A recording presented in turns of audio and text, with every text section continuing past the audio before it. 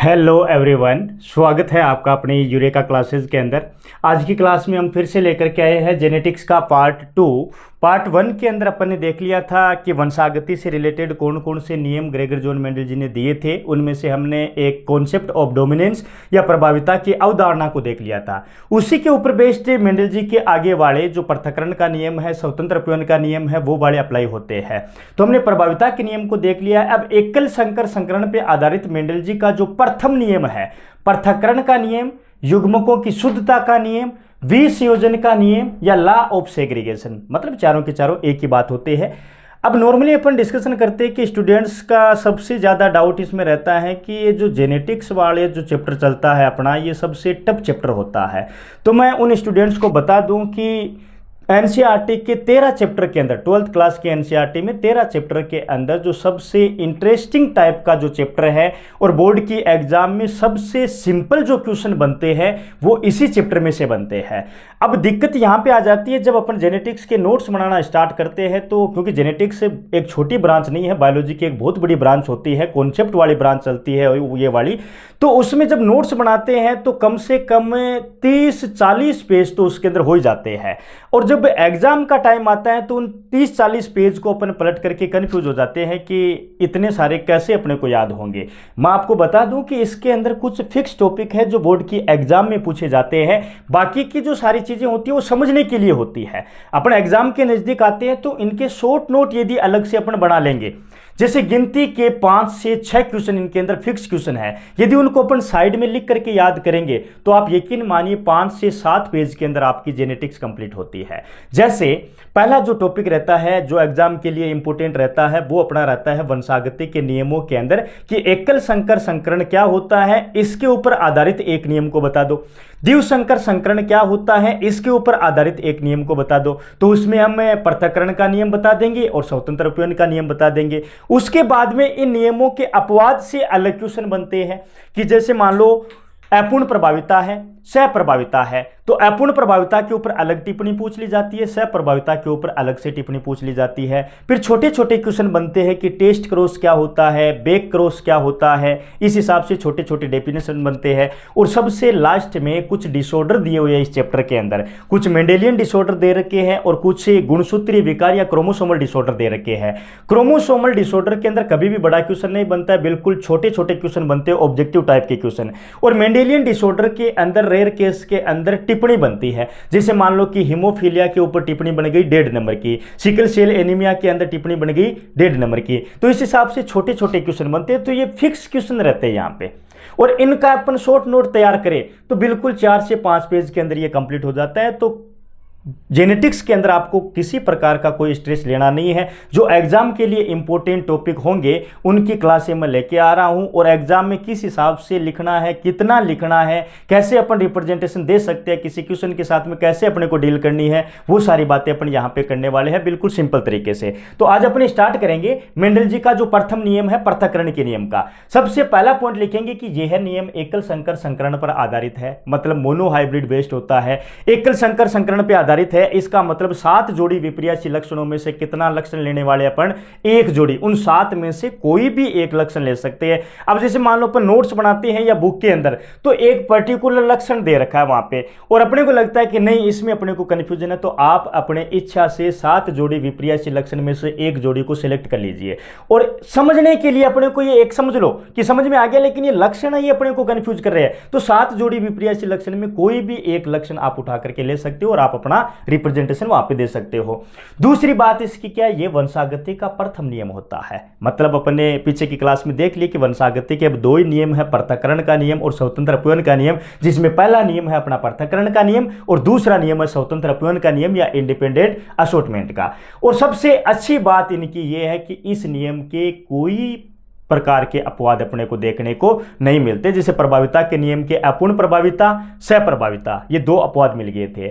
और अभी भी चल रहे हैं स्वतंत्र अपव्यय के नियम में सहलगनता या लिंकेज नाम का एक कॉन्सेप्ट है जो कि उस नियम को गलत साबित करने का प्रयास कर रहा है। लेकिन ये जो नियम है इसका अभी तक किसी प्रकार का कोई अपवाद देखने को नहीं मिला है। अब सबसे पहले तो इसकी लैंग्वेज लिखेंगे तो वो कैसे लिखेंगे, इसी लैंग्वेज को अपने यहाँ डायग्राम के अंदर रिप्रेजेंट करके भी देखने वाले, जो बात लिखेंगे वो यहाँ यहाँ पे अपने को दिखने वाली भी है।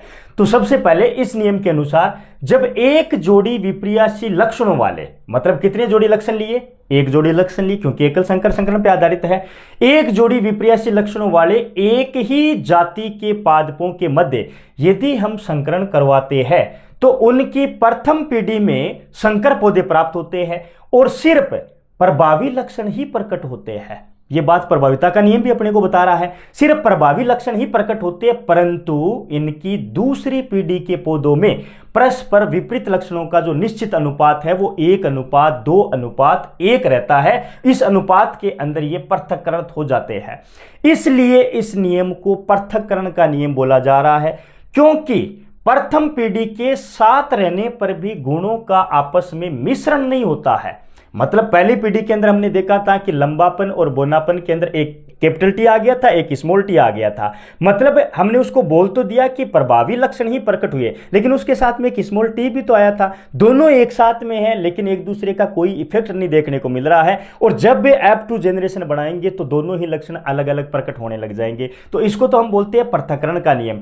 और आपस में मिश्रण नहीं होते हैं और युग्मक निर्माण के समय गुण पृथक हो जाते हैं, और युग्मकों की शुद्धता है जैसी थी F1PD के अंदर वैसी की वैसी बनी रहती है। इसलिए इस नियम को युग्मकों की शुद्धता के नियम से भी हम जानते हैं।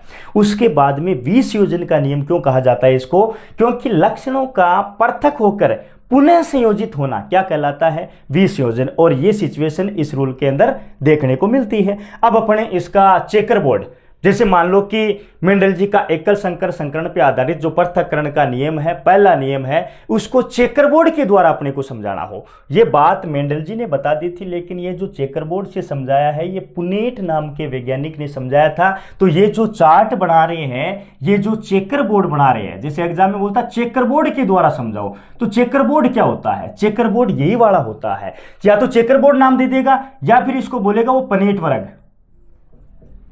पनेट वर्ग, क्योंकि पुनेट नाम के साइंटिस्ट ने मेंडल जी ने जो बात बोली थी उसको इस हिसाब से चार्ट के द्वारा समझाया था। कैसे, जैसे हमने दो जनक लिए हैं, दो जनक में कौन कौन से लिए हैं जनक पीढ़ी के अंदर, एक तो प्रभावी एक अप्रभावी। प्रभावी लक्षण कौन से होते हैं, लंबे। अप्रभावी लक्षण कौन से होते हैं, बोने। अब यहां पे दोनों जो गेमिट है यहाँ पे वो सेम है, मतलब शुद्ध समयुग्मजी लंबे पादप और यहाँ पे शुद्ध समयुग्मजी बोने पादप। अब अपना एक कंफ्यूजन रहता है कि इनका संकरण करवाएंगे तो इनमें मेल कौन है और फीमेल कौन है। इसका कोई लेना देना नहीं है। यहाँ पे आपकी मर्जी हो आप इसको नर मान सकते हो, आपकी मर्जी हो आप इसको मादा मान सकते हो, इस मादा को ये मान सकते हो, इस नर को आप वहां पे ले जा सकते हो, इसका कोई इश्यू नहीं है। आगे मैं आपको बताऊंगा भी, और मेंडल जी ने ये बात प्रूव भी कर दी थी। एक क्रॉस चलता है रेसिप्रोकल क्रॉस, मतलब किसी को भी नर मान लो किसी को भी मादा मान लो, लास्ट में जब जीनोटाइप और फिनोटाइप निकलेंगे तो उसमें कोई इफेक्ट नहीं पड़ता है। तो अपन यहाँ पे किसी को भी नर मान सकते हैं, किसी को भी मादा मान सकते हैं। मान लो इस प्रभावी वाले के अंदर कैपिटल टी लिया था तो इसके जो युग्मक बनाए हमने वो एक टी कॉमन रह गया है। इसके स्मॉल टी लिया था तो युग्मक निर्माण में यहाँ पे एक स्मॉल टी ले लिया है। मैं आपको एक वीडियो में युग्मक बनाना भी सिखा दूंगा, लेकिन ये तो सिंपल टाइप के है कि दो है तो इनमें से एक युग्मक ले लिया, दो है इनमें से स्मॉल टी तो एक युग्मक ले लिया। अब दोनों का ही क्या करवाना पड़ेगा, संकरण करवाना पड़ेगा। और जनक पीढ़ी के संकरण से प्राप्त पीढ़ी को हम क्या बोलते हैं, प्रथम पीढ़ी या F1 पीढ़ी बोलते हैं। तो इस F1 पीढ़ी के अंदर एक तो कैपिटल टी आ गया, एक स्मॉल टी आ गया है। इसका मतलब यहां पे मेंडल जी के अकॉर्डिंग जो लक्षण मिले हैं वो प्रभावी लक्षण होने चाहिए, और प्रभावी लक्षण है तो यहां पे प्रभावी के अंदर तो सिर्फ और सिर्फ अपन ने क्या माने हैं, लंबे माने हैं। इसका मतलब कैपिटल टी स्मॉल टी विषम युग्मजी है, लंबे पादप मिले हैं F1 पीढ़ी के अंदर, बोने पादप यहां पे नहीं मिले हैं, लेकिन बोने पादप वाली जीन यहां पे आ चुकी है।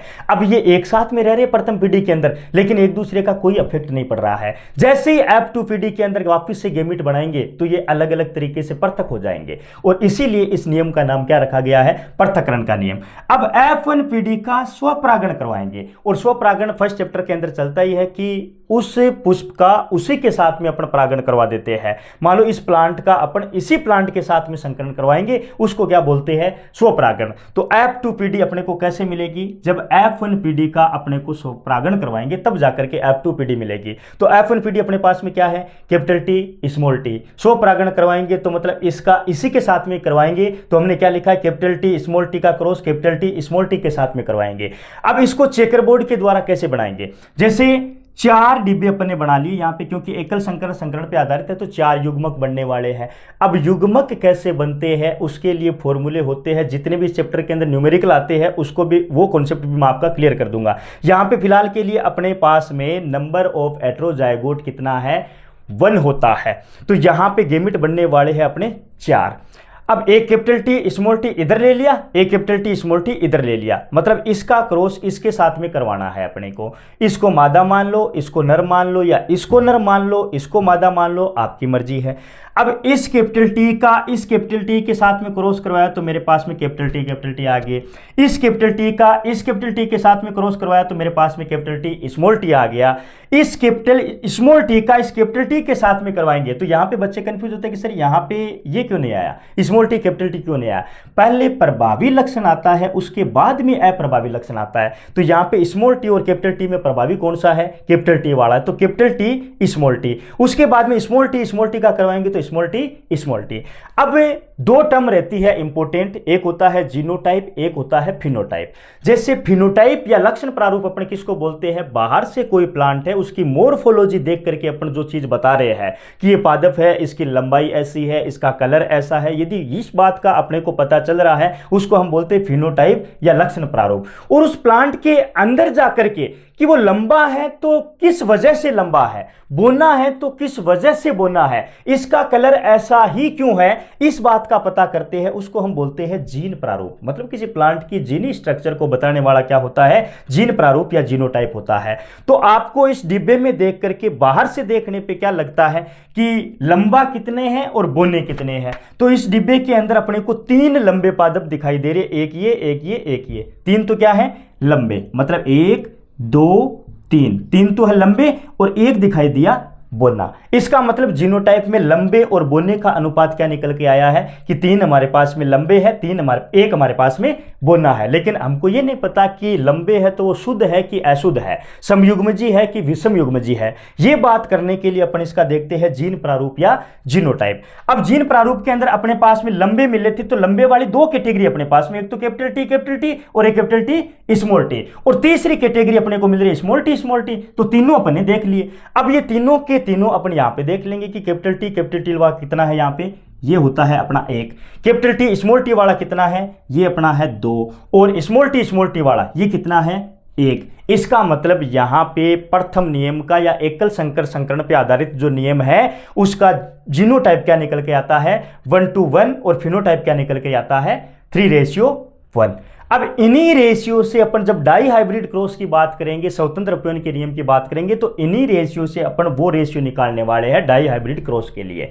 तो यहां पे अपने को क्या देखना है कि पृथक्करण का नियम है, एकल संकर संकरण पे आधारित है, इस नियम का कोई अपवाद नहीं होता है, मेंडल जी का प्रथम नियम होता है। लैंग्वेज की बात करें तो ये लिख देंगे, और चेकर बोर्ड की बात करेंगे तो ये बना देंगे। अब अगली क्लास के अंदर मैं आपको बताऊंगा डाई हाइब्रिड क्रॉस क्या होता है, डाई हाइब्रिड क्रॉस के ऊपर कौन सा नियम है, दूसरा नियम स्वतंत्र अपव्यय का नियम होने वाला है, उसका भी चेकर बोर्ड बनाएंगे, उसकी लैंग्वेज लिखने वाले हैं। तो इस हिसाब से सिंपल तरीके से अपन यहाँ पे जेनेटिक्स को देखने वाले हैं। आगे और भी जो टॉपिक होंगे अपना, जैसे अपवाद में अपूर्ण प्रभाविता है, सहप्रभाविता है, ये भी देखेंगे, मेंडेलियन डिसऑर्डर भी देखने वाले हैं, क्रोमोसोमल डिसऑर्डर भी देखने वाले हैं। जितने भी छोटे क्वेश्चन इस चैप्टर से बनते हैं उन छोटे चैप्टर का एक अलग से वीडियो बनाएंगे। और कई बार क्या होता है, कुछ छोटे छोटे सिंपल टाइप के न्यूमेरिकल भी चैप्टर से पूछ लिए जाते हैं। तो जितने भी सिंपल टाइप के, कॉम्प्लेक्स टाइप के जो भी न्यूमेरिकल बनते हैं, उस न्यूमेरिकल का 5 से 10 मिनट का एक सिंपल सा वीडियो होगा जिसमें आपका न्यूमेरिकल वाला खेला भी खत्म हो जाएगा। तो इस चैप्टर के लिए किसी को किसी प्रकार की कोई टेंशन या स्ट्रेस नहीं रखना है, बिंदास होकर के बिल्कुल इंटरेस्टिंग तरीके से इसको पढ़ना है, याद करना है और एग्जाम में अच्छी स्कोरिंग करनी है। Thank you so much.